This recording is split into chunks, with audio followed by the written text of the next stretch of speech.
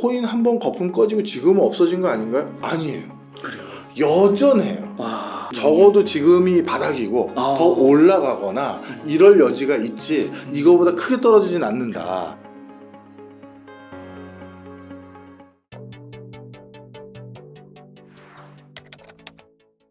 책에서 그 나이지리아를 갔다 오시고 나서요, 비트코인과 같은 암호화폐가 전 세계적으로 어떤 방식으로 활용되고 있는지 알 수 있었다, 이렇게 써주셨어요. 네. 그리고 또 앞서서 그 제3세계 그 화폐라는 거는 상대적 가치이기 때문에 네. 달러가 그 윤정기를 찍어냈는데 그 영향을 제3세계 그 화폐들이 더 많이 받는다, 이런 얘기도 하셨잖아요. 네. 그러면서 달러가 이제 수요가 느는 건데 비트코인이나 이런 암호화폐 쪽의 수요는 늘 수 있을 거라고 보시나요? 네, 나이지리아를 보고 제가 네. 확실히 느꼈어요. 나이지리아는 나이로라는 종이화폐를 썼거든요. 네. 근데 코로나 터지고 나서 거기에서도 인플레이션이 너무 만발하고 그런 일들이 전개되고 났더니 나이로라는 화폐 가치가 폭락한 거예요. 물가가 너무 올라가서. 네. 그래서 정부 사이드에서는 이 나이로라는 디지털 중앙은행에서 발행하는 가상화폐를 만들어서 유통을 시켜봤는데 네. 종이화폐도 못 믿었던 국민들이 보이지도 않는 디지털 토큰 가상화폐를 국가에서 발행한 걸 믿겠다? 말도 안 되는 거죠. 네. 그러다 보니 어떤 일이 생겼느냐, 사람들이 예전 같으면 어떻게든 자신이 월급 받고 남은 돈은 달러로 환전해서 달러로 저장하거나 그랬을 텐데 네. 나이지리아 경제가 너무 안 좋다 보니까 달러 구경하기 어려운 사람들이 너무 많은 거예요. 네. 오히려 달러가 더 풍기 현상이 됐겠죠. 자국 화폐인 나이라가 이렇게 바닥을 치니까요.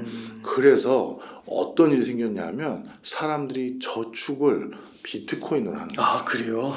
월급을 받았어요. 생필품 사고 애 학원 보내고 뭐 하고 다 돈 썼어요. 그리고 돈이 좀 남았네. 야, 이걸 그러면 내가 은행에 나이로로 바꿔서 거기서 저축을 할까? 그럼 다음 달엔 이거 가지고 쉽게 얘기해서 물 한 병 못 사요. 그럼 이제 이 돈 어떻게 하면 좋을지?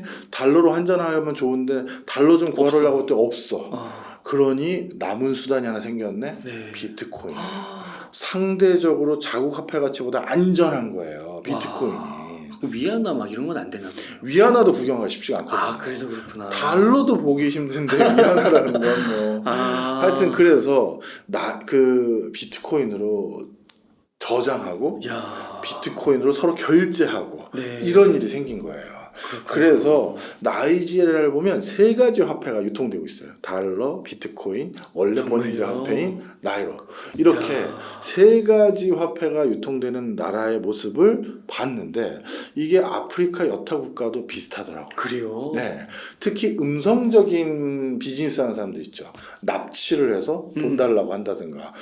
나이지리아는요, 납치 수준이 일상적인 수준이 아니에요. 여중 중학생 전원을 납치해요. 350명을 통째로 납치를 해요. 진짜요? 그리고 일부는 돈 받고 풀어주기도 하고 일부는 더 마음 아픈 건데 몇 년 지난 뒤에 뭐 임신한 상태로 어디서 발견된다든가 뭐 이렇게 되기도 하고 이런 일들이 있어요. 그런데 예를 들어서 당신 딸을 납치했어. 돈을 입금하시오. 그런데 어디서 얼굴 보고 제가 받아가겠어 하면 잡힐 가능성이 많잖아요. 그렇죠. 달러로 어느 계좌에 입금해 주십시오. 추적받을 가능성이 많겠죠. 비트코인으로 달라는 거죠. 그렇군요. 그리고 특히 나이지리아처럼 자원 많은 나라, 또 나이지리아처럼 마약이나 이런 불법 거래도 많은 나라들은 그 음성적이고 불법적인 거는 대부분 결제를 비트코인으로 하거든요. 그러면 이건 추적이 안 되는 방법이 많이 있잖아요. 네. 그러다 보니까 이게 그 제도가 완비되지 않고 사회 시스템이 불안정한 나라에서는 비트코인에 대한 의존도나 활용도가 또 높아지고 있구나. 보고 왔습니다. 그 비트코인이 그 가짜 화폐라고도 하고 변동성이 너무 크다고도 하는데 이게 나이로에 비해서는 나은 거기 때문에 나은 거죠. 그 대안이 없으니까 달러는 구할 수가 없으니까 그렇게 해서 사용을 하는 거군요. 그렇죠. 그리고 생각을 해봤더니 우리 뭐 비트코인 코인 하나당 1억 간다 이런 얘기 있었지만 맞아요. 8천만 원 근처까지 갔지만 확 떨어졌지만 계속 지금 보면 2천에서 3천 선에서 왔다 갔다 계속 걸리고 있잖아요. 네. 하방 경직성이 또 확인이 된 거예요. 그러니 본인들이 비트코인으로 환전하고 저장했었을 때 저게 아무리 가치가 떨어져도 얼마 선까지는 유지될 거야. 우리나라 화폐인 나이로는 거는 얼마 이하도 떨어질 수가 있는데 이런 비교를 한 거죠. 그 미국의 뭐 블랙록 세계 1위 자산운용사는 그 현물 ETF 막 신청했는데 우리나라도 그런 움직임들이 좀 있나요? 지금 네. 그걸 어떻게든 해보려고 아, 우리나라가 선택한 방식은 네. 기존의 증권사를 활용해서 이거를 양성화하는 거를 좀 선택하려고 해요. 네. 예를 들어서 거래소 원래 있었던 뭐 두나무를 비롯해서 몇 개 회사들 비트, 있잖아요. 네. 예.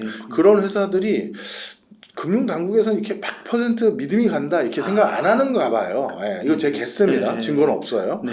그래서 시중은행들을 통해서 증권사를 통해서 STO라고 흔히 부르죠. 이런 형태로든 해서 생각해보면 증권사가 가지고 있는 HTS, MTS를 바탕으로 거기 주식을 코인으로 그렇죠. 바꾸면 충분히 할 수가 있잖아요. 맞아요. 그리고 그들은 제도권과 발맞춰서 오랫동안 일해본 경험도 있고요. 그러다 보니까 우리나라도 대통령 공학이기도 했고 해서 그런 쪽으로 지금 준비를 더 하고 있는 상황이고요. 그렇군요. 그리고 또 한 가지는 증권회사들도 요즘 새로운 먹거리가 필요하거든요. 거래 수수료 이제 거래 수는 거의 없고 그동안은 부동산 PF라든가 다른 걸로 좀 돈을 벌었는데 이제 그것도 이제 재미가 없으니 그럼 우린 뭘로 돈 벌지 했다가 이 STO나 이런 것들 좀 관심을 두면 좋겠다 해서 굉장히 요즘 적극성을 보이고 있다라고 듣고 있습니다. 그렇군요. 그러면은 또 한편에서는 이제 그 자산 배분을 할 때 뭐 1% 많으면 5%까지도 비트코인을 금처럼 담을 수 있다 이런 얘기들도 나오더라고요. 그렇게 하나의 자산으로서 좀 인식은 됐다라고는 평가하시네요. 사실 이게 참 조심스러운 네. 말이에요. 제가 나온 학교 중에서 공대가 많은 학교가 있어요. 근데 거기 보면 정말 똑똑한 친구들 많았을 거 아니겠습니까? 네. 선배도 그렇고 후배도 그렇고 야 이런 친구들이 대한민국의 브레인들이구나라는 정말 제가 인정하는 최고의 그 네. 브레인들이 있어요. 네.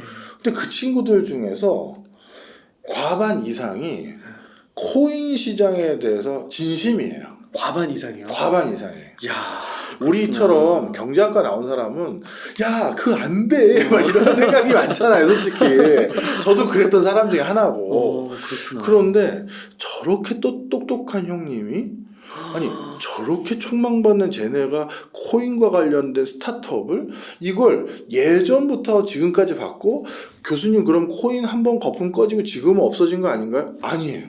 그래요. 여전해요. 와. 그리고 그들 중에 일부는 1년 반 정도 지나고 나면 이제 다시 반감기 돌아오잖아요. 거기와 맞물려서 또 큰 물이 들어온다라고 확신에 찬 사람들이 있는데 이 사람들이 내가 좀 표현이 좀 그렇습니다만 대충 인정 안 하는 그냥 약간 좀 뭐야 저러는 뭐 이런 사람이 아니라 이런 사람들이 그런 소리를 하니까 그렇구나. 이게 우리나라만 또 그런 게 아니거든요. 그러니까 이제는 부정할 수 없는 하나의 섹터가 된 건 분명한 것 같아요. 야, 그렇군요. 네. 그러니까 그런 똑똑하신 분들 가운데서도 네. 그런 움직임이 있는 거군요. 예. 야, 그러니까 그 유튜브나 이런 데서 아직도 보면 댓글로는 이제 영으로 갈 거고 가짜 돈이고 그 사기다 막 이런 얘기들이 있는데 또 한편에서는 그런 분들이 뭐 또 꼭 정답이라는 건 아니지만 그렇게 머리 좋으신 분들은 또 그런 미래를 바라보고 계신 거고요. 네. 거기에 잠깐 첨언드리면 네. 방금 나이지리아를 비롯해서 전 세계의 한 40%에서 30% 사이가 언더독 비즈니스라고 해야 되나? 지하 경제예요. 네, 지하 경제. 마약, 뭐 표현이 좀 그렇습니다만 매춘, 네, 도박, 뭐 이런 네. 것들이거든요. 밀수, 밀매, 밀주도 있고요. 이런 것들 결제는 공식적인 계좌로 받으면 안 되거든요. 그렇죠. 자금 세탁도 해야 되고. 그렇죠. 그럴 때 이 비트코인은 엄청난 대안이 돼버린 거예요. 근데 지하 경제가 30%나 돼요. 예, 엄청나죠. 어마어마하구나. 쉽게 얘기해서 국세청에 포착 안 되는 건 다 마찬가지. 우리 예전에 과외 아르바이트 한 것도 지하 경제죠. 근데 그런 것만 만약에 뭐 비트코인 암호화폐가 돌아간다 해도 네. 없어지기는 쉽지가 않아요. 그렇죠. 예, 그런 걸 보고 있는 것 같고요. 네. 또 한 가지는 이런 지하 경제에서 결제 수단으로 비트코인을 많이 활용하고 있는데 그런데 그 비트코인을 활용한 그 사람들은 지하 경제 종사자다 보니 갑자기 유명을 달리하는 사람들이 많아요. 그러면 그 유통되던 코인이 그냥 사라진다. 사라져버리잖아요. 네. 로스트코인. 예. 예. 그래서 비트코인이 지금 로스트코인의 양이 급격히 늘다 보니까 계속 찍어내는 게 아니라 계속 없어져요. 거래 시장에서 사라져 버리는 거예요. 그것도 가치가 유지되는 거죠. 야, 아주 특이한 일이죠. 그러니까 그 지하 경제를 물 위로 드러내는 거는 맞긴 하지만 인간의 그런 현실 속에서는 어쩔 수 없이 존재하는 부분이 있는 거고 막 그걸 도덕적인 선악으로 막 얘기할 수는 없는 거잖아요. 그리고 웃긴 게요. 네. 정부들도 이용을 해요, 이제. 아. 대표적으로 러시아 정부가 미국 정부를 해킹하는 일을 해커들에게 시켰잖아요. 아. 그리고 결제를 뭘 했냐면 비트코인으로 했어요, 러시아가. 네. 해커들도 원하고 본인들도 이게 추적을 덜 받을 것 같으니까. 그런데 미국이 그걸 어떻게든 찾아내서 또 어떻게 했느냐. 네. 국민들에게 발표했어요. 러시아가 우리 미국과 관련된 기관 시설을 해킹하는 대금으로 결제했던 비트코인, 그 해커들에게 지불했던 그 비트코인의 계좌를 우리가 털었다. 아. 미국이 또 턴 거예요. 야. 막았다. 그래서 대금 결제가 제대로 이루어지지 않도록 조치했다. 이렇게 발표한 적이 있어요. 네. 그러니까 이게 뭐 국가들이 단속하라고 하더니 국가가 급할 때는 또 그걸로 자금 결제해버리고 지금 그런 상황이네요. 아, 네. 굉장히 흥미로운 것 같습니다. 교수님 끝으로 예. 부동산 안 여쭤볼 수가 없는 게 네. 교수님께서 말씀해 주신 그 앞으로 양극화 형상이라든지 그런 것들이 되게 지금까지는 되게 잘 맞아 들어가는 것 같아요. 네. 그리고 부동산 초반기는 하락했지만 또 어느 정도 상승 이런 분위기가 나와서 꼭 한번 여쭤보고 싶은데요. 그 지금 좀 약간 갈리는 의견들이 나오는 네. 것 같습니다. 이제 금리가 또 고금리 수준으로 올라가고 금리 인상도 될 수 있는 가능성이 있고 이러다 보니까 어떤 한 측에서는 이제 부동산 다시 이제 상승한다. 뭐 고점 대비 95%까지 올라왔다라고 긍정적으로 보시는 분들과 한편으로는 이제 고금리 시대에 앞으로 떨어질만 남았다. 이렇게 보시는 의견이 갈리는 것 같은데 교수님 의견은 좀 어떠신가요? 네, 저는 저희 같은 유튜브 활동하는 사람들은 거짓말을 못 하잖아요. 요 근래 몇 달 동안은 계속 상승 기조가 될 것 같다라고 한 6개월, 7개월 이상 얘기를 해왔던 사람이고요. 그 의견을 저는 내년에 쓸 총선 전까지는 접을 생각이 없어요. 왜냐하면 계속 이런 분위기다. 네, 상승 분위기. 적어도 지금이 바닥이고 더 올라가거나 이럴 여지가 있지 이거보다 크게 떨어지진 않는다. 이렇게 얘기를 드리는 이유가 지금 이렇게 부동산 경기가 슬금슬금 다시 올라오게 됐던 가장 큰 원인은 금리가 낮아져서도 아니고 인플레이션이 잡아진 것도 아니고 경기가 좋아진 것도 아니고 철저히 정부 정책 지원 때문이에요. 특례 보금자리론 그리고 깡통 전세 대란 생기니까 전세재건 반환 대출론 그다음에 또 신규 주택 장만하는 사람들 역차별 당하는 거 아니냐 했더니 50년 만기 주담대 이런 것들로 집 살 수 있게 부양을 해왔어요. 이것은 왜 그러냐면 적어도 선거 앞두고 부동산 경기를 꺼트리지는 않겠다. 그렇다고 더 올라가는 걸 원하지도 않는 것 같아요. 부동산이 너무 뜨거워질 법하니까 특례 모금자리론 줄였고요. 그다음에 50년 주담대도 창구에 가서 상담 받으려다 보면 대상자의 아니다라고 체크될 가능성이 훨씬 높아지도록 시중은행에 지침 내려갔어요. 그래요? 네. 그래서 당초 계획한 것보다 대상자를 줄였어요. 이게 무슨 얘기다? 불붙게 할 생각도 없다는 거예요.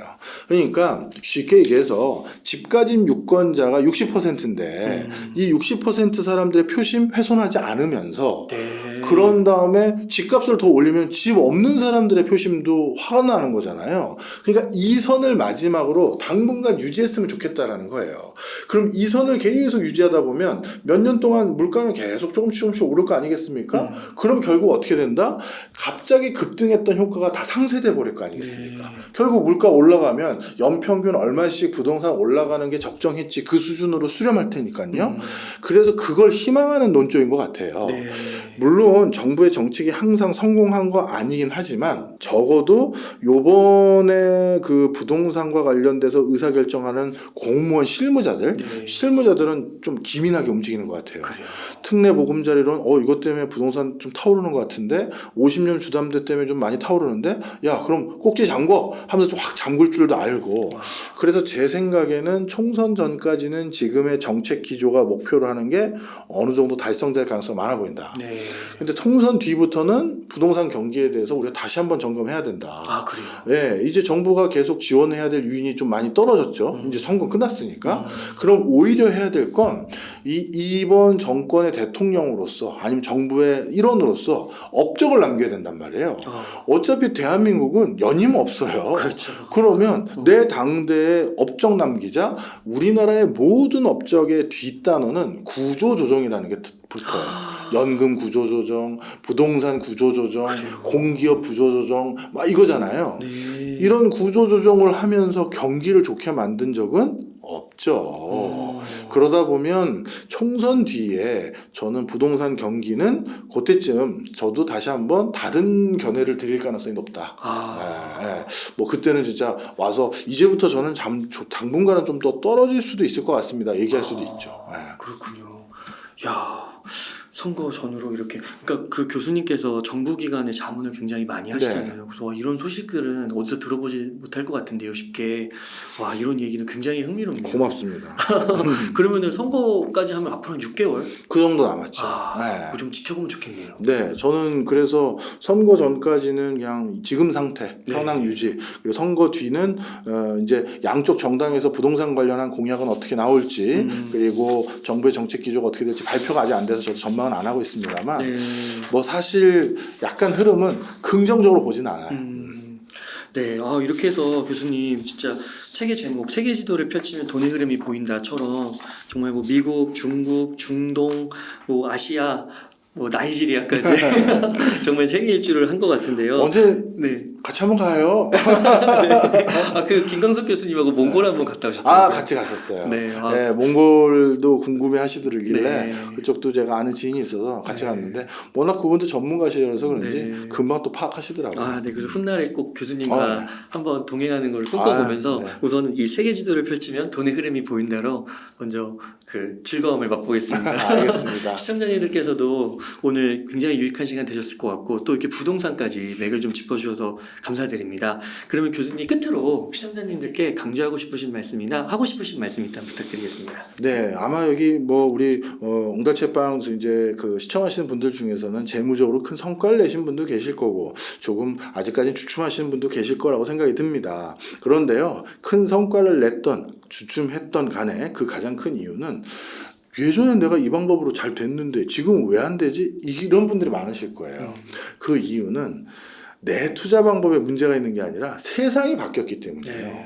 판이 바뀌었는데 옛날 방법을 고수하니까 거기에서 문제가 생길 때가 많거든요. 그러다 보니까 저를 비롯한 모든 경제 전문가들은 어쩔 수 없이 말을 바꿔요. 상황이 바뀌었으면 그렇죠. 전망이 바뀐 당연한 거죠. 그래서 그 변화를 잘 읽어야 되는데 그래서 오늘 강의도 오늘 이런 뭐 우리 대화도 그런 변화를 읽는데 도움되셨으면 하는 바람이고 제 책도 그런 변화를 좀 읽는데 도움되셨으면 하는 바람에 이렇게 집필하게 됐습니다. 타이밍도 너무 적절한 것 같습니다. 보통 고맙습니다. 이맘때쯤에 그 내년 트렌드 그렇게잖아요. 맥을 딱 짚는 건데 이 책으로 맥을 잡아도 굉장히 좋을 것 같습니다. 고맙습니다. 네, 교수님 감사합니다. 이렇게 해서 세계 지도를 펼치면 돈의 흐름이 보인다에 박정호 교수님을 모시고 이야기를 나눠봤습니다. 긴 시간 동안 유익한 인사이트 많이 나눠주셔서 감사의 말씀드립니다. 오늘 고생 많으셨습니다.